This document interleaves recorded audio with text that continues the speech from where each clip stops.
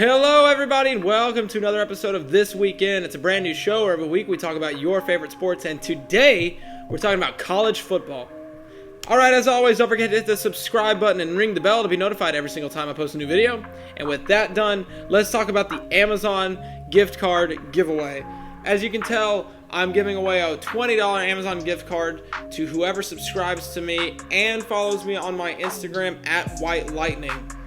I'm picking the winner at 150 subscribers, so make sure you're subscribed and following me on Instagram. Again, that's at WhiteLightning YouTube on Instagram. Alright, with the promotional Amazon gift card giveaway out of the way, let's talk about my predictions.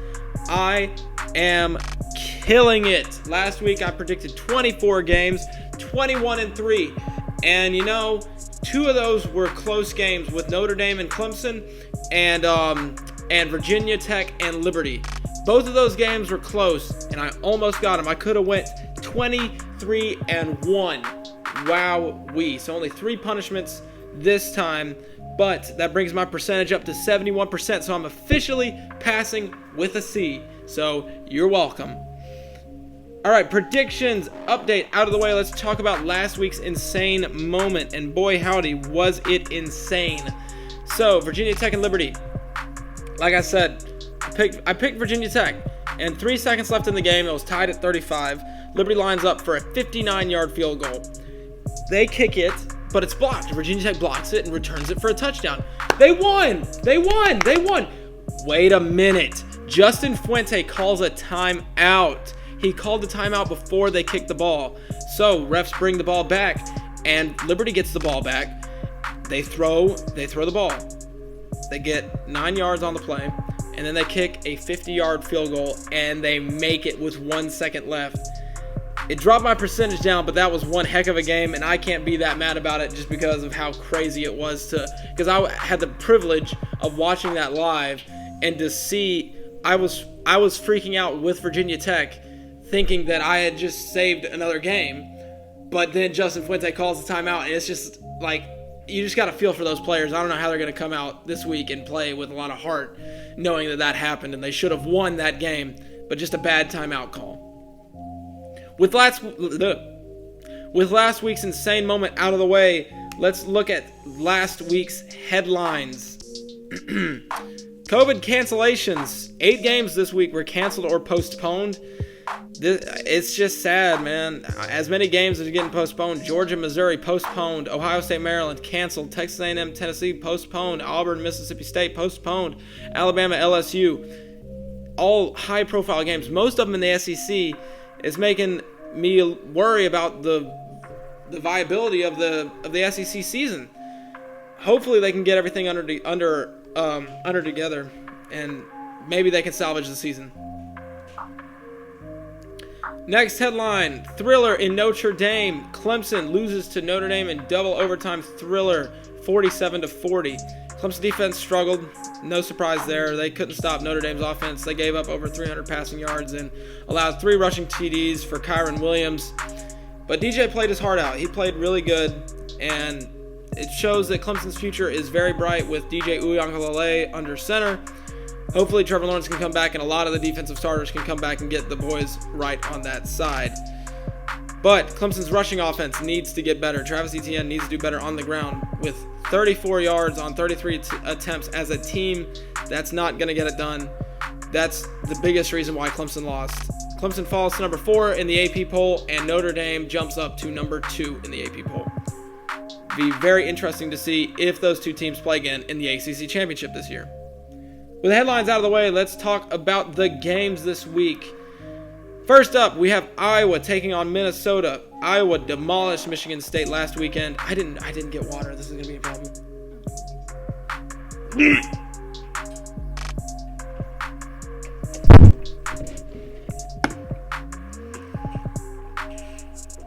Two hours later. I get it. It's oil. Last week, Iowa demolished Michigan State 49-7. Wow, I predicted Iowa, but I did not think it was going to be that bad.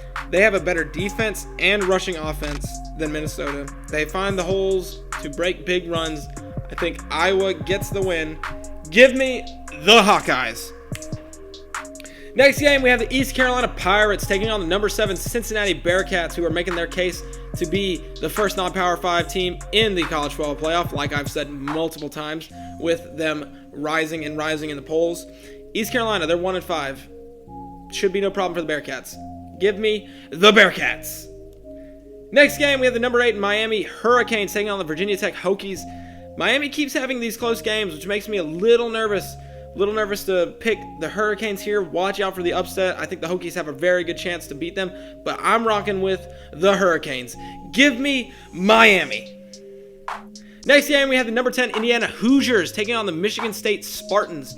Indiana, wow, they've been the surprise team of the year. They beat Michigan, and they're in the top 10 for the first time since 1969. That is a long time.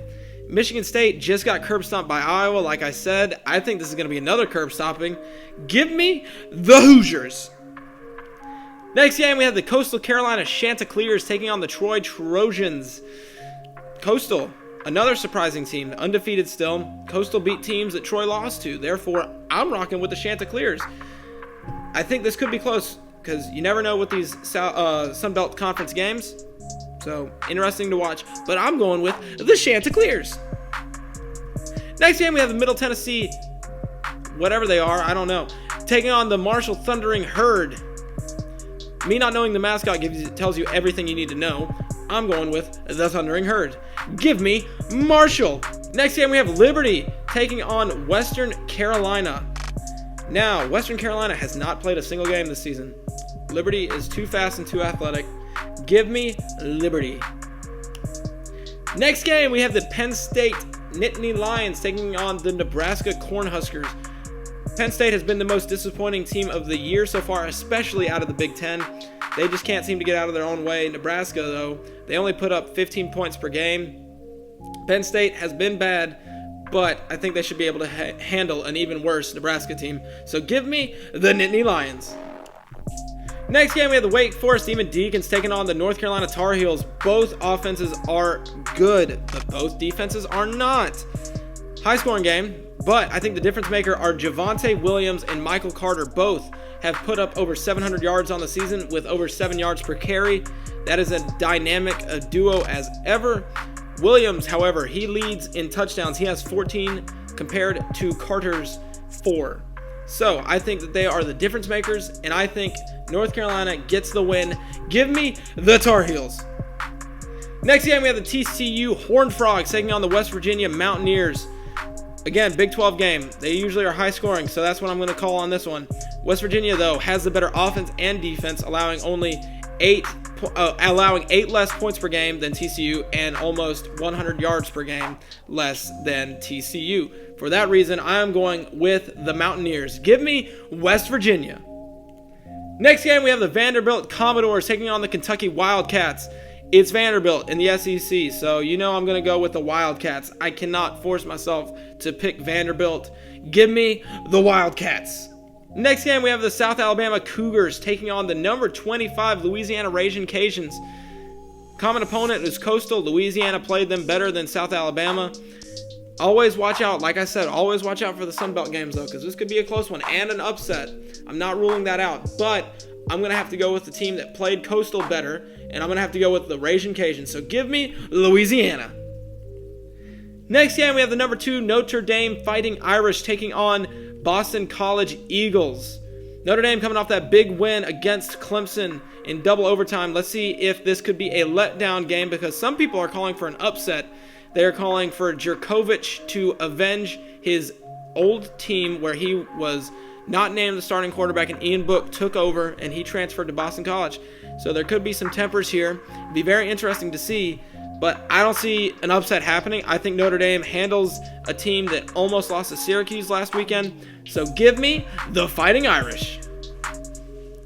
Next game, we have the USC Trojans taking on Arizona. USC ranked number 20 in the country. They just came off that nail-biter of a game where they almost lost to Arizona State and had to score 2 touchdowns in the final 3 minutes to win the game. Arizona, however, they have not played, so really a gut feeling. I wonder if the last-second heroics will give the Trojans some confidence coming into this game, so it'll be very interesting to see. But I'm going to go with the higher ranked team. I'm going to stick with the Trojans. Give me USC. Next game, we have the Louisville Cardinals taking on the Virginia Cavaliers. Both teams are nearly identical statistically. Virginia has either won or played close to two top-ranked teams in the past 2 weeks. They lost to Miami when they were ranked number 11, 19-14, and then they beat UNC when they were ranked 15th, 44-41. Those close games recently will help them beat a team that's not as good as either of those teams. I think the Cavaliers get it done. Give me Virginia. Oh, it came back up. I didn't even throw it up. It came up. Next game, we have the Arkansas Razorbacks taking on the number 6 ranked Florida Gators. Arkansas, they're doing better each and every week, but Florida is just too good, and they took down a top defense last week, absolutely obliterated them. I think Florida and Kyle Trask are too much to handle on offense. Give me the Gators.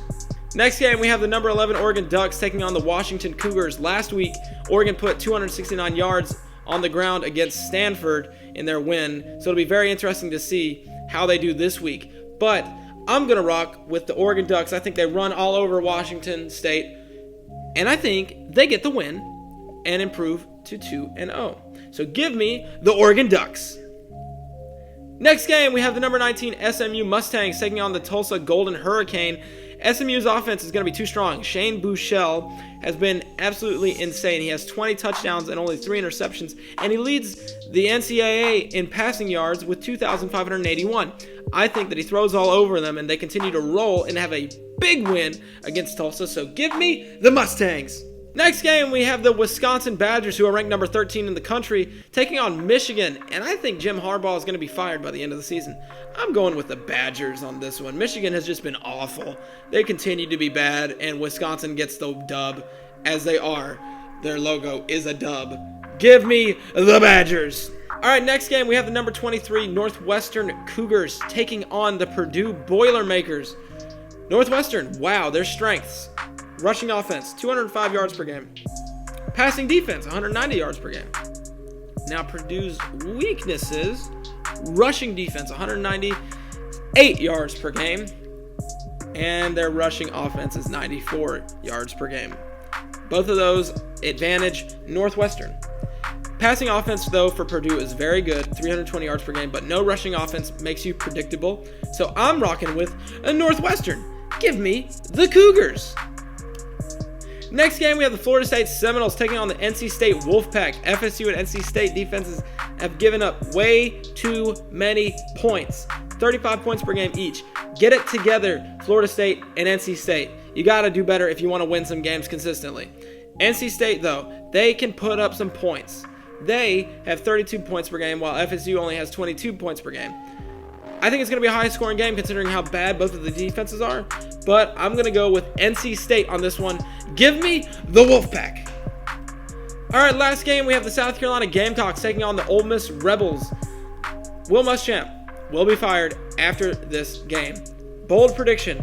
He has yet to be fired, but there have been rumors that he is going to be fired soon. I think after this butt-whooping that South Carolina is about to take, because their defense can't stop Texas A&M's offense, I think they're not going to be able to stop Lane Kiffin and the Ole Miss offense. South Carolina has lost the will to play this season. They had been doing great, but after that Texas A&M loss and after the loss to LSU, there's no more fight left in them. So give me the Rebels. All right, to wrap up the show.